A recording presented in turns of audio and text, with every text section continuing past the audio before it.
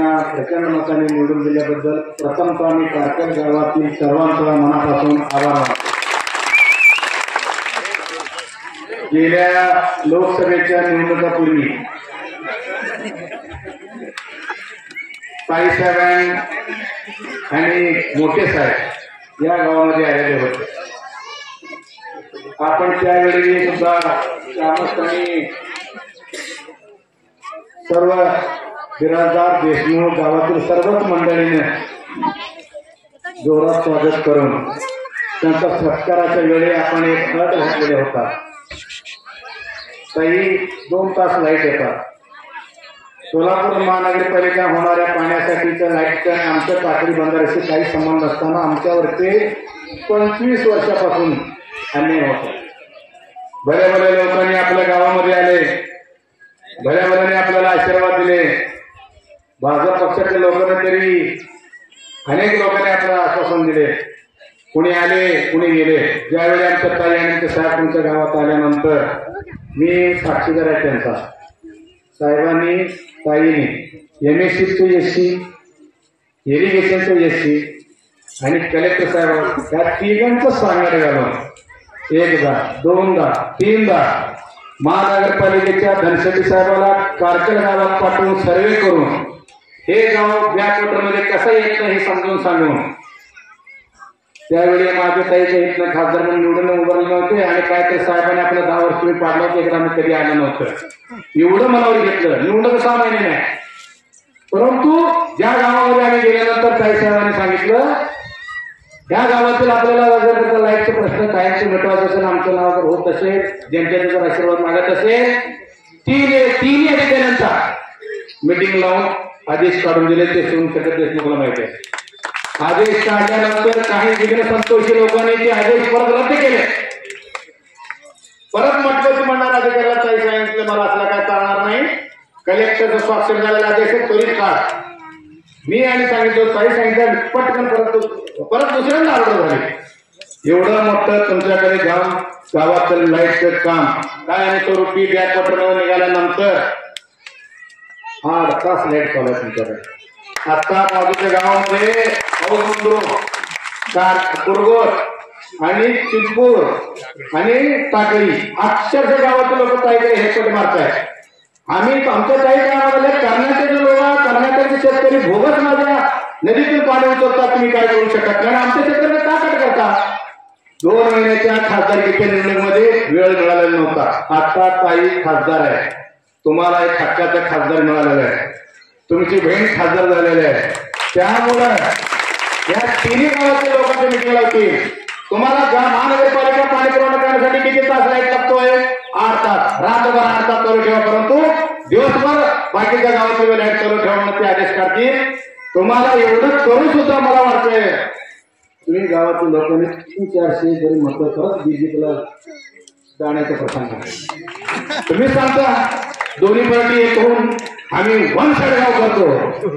आता सुरेश सातापुरा गावातून झटमार झाले म्हणून मी आता काय करायला लागलो ताईला काय सांगायला काय? तर मी जिल्हावर फिरतोय। माझ्यावरती ताई साहेबांनी जबरदस्ती मोठी दिली। मी जिल्हावर फिरत फिरलो आणि माझ्या गावामध्ये सगळे डुकरं रान डुकरं गावात प्रवेश केले। त्यामुळे मला काहीच बोलता येत नाही म्हणून मी ते विषय काढत नाही। दोन्ही गावातील लोकांनी जर करता एवढं ताई साहेबांनी एवढं काम केलं असताना एवढंही मत जाणं बरोबर वाटत नाही। एक तरी खासदार निवडून आल्यानंतर या 10 वर्षाच्या गावात आले का? महाराज आले, आशीर्वाद द्यायचं, साखळी साखर खायचं, निघालायचं, तो तर निवडून पाहत होता। त्या अगोदरचा खासदार दोलतच जात होता। हो काय कमी आहे, काय कमी आहे? जन्म झाल्यापासून लाजवायची गाडी बघतो ताई, काय कमी आहे घरात? आज निवडून आल्यापासून पायामध्ये भिंगरी लावून लोकसभा मतदारसंघात सगळी दौरा करायला लागले। सकाळी 7 वाजल्यापासून रात्री 10 वाजता गडबड केली, त्या माणसाला भोगाची वेळ आली। आता त्याचे एकच म्हणणं आहे, मला निवडून दिला 4 काय त्यांच्याकडं गावची लोकसंख्या किती, बूथ संख्या किती, निवडून दिला किती, मला मतं किती पडले, जे पडलं नाही त्याचं काम करतं ते कुणी ठेवत नाही। परत सांगताय मग या गावातून रोड मला उन्हाळ्यात उतरवायचं, मला 257 लीड आहे। तुम्ही सगळ्यांनी म्हणून त्याला लीड करा। काम करायला आमची बहीण आहे, निवडून दिले तुमची बहीण आहे। सत्ता जरी आली असती, दिल्ली जर सत्ता राहुल गांधीचं नेतृत्व बसला असता तर आमची ताई कॅबिनेट मंत्री झाल्याची हे कायमचं गावागोंधळ असते भाजपवाले. अहो जातीवाद तो हे दररोज घर भांडायला होतात. बरं दररोज जातीवाद भांडायला होतात त्यांनी. श्रीराम जय राम जय जय राम हरे जय राम मारताना जय राम श्रीराम म्हणते जय राम हे काय पण म्हणत बसतात. त्यामुळे त्या पक्षामुळे आमच्या तालुक्याची 10 वर्ष अधोगती झाली. अहो जाता इथे 100 आमदारांना भेटला तुम्ही लाईट चालू करा म्हणून एक लाईट फिरकला नाही या गावामध्ये त्यांनी. एक योजना डिक्लेअर करतात 50,000 शेतकऱ्यांना अनुदान मंजूर मंत्रालयात फोटो काढतात खाली एकही शेतकऱ्यांना रेग्युलर भरलेला अनुदान मिळालं अजून मला पैसे मिळाले.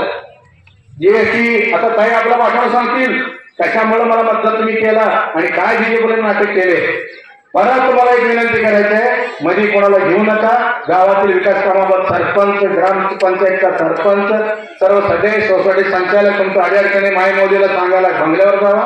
उशीर होईल लेट होईल गर्दी फार असते. सकाळी 7ला बसतात दुपारी 2ला उठतात परत येऊन बसतात परत रात्री 10ला अजिबात तरी वेळ नाही. त्यामुळे तुम्ही राहिले तुम्हाला तर काय गैरसमज मानून घेऊ नका. परंतु काम होतील आणि तुम्ही सगळ्यांनी मिळून आता ही यायची 3री वेळ आहे ताई. पहिल्यांदा सरकारला दुसऱ्यांदा मतं मागायला तिसऱ्या निवडून आल्यानंतर. त्यामुळे मला विनंती करायचं काय काय राहिलं तुमचं काम कसं वेगळं. माझ्या डोळ्याने बघितले मी शहर मध्ये त्याचं काम. कोणाला लाईट नाही वीज नाही क्षेत्र झाले कपडे लत्ते मेडिकल गोळ्या गॅस गीत भजी करायचं वडा करायचं असं संसार उभा केली या मायबावलीनं.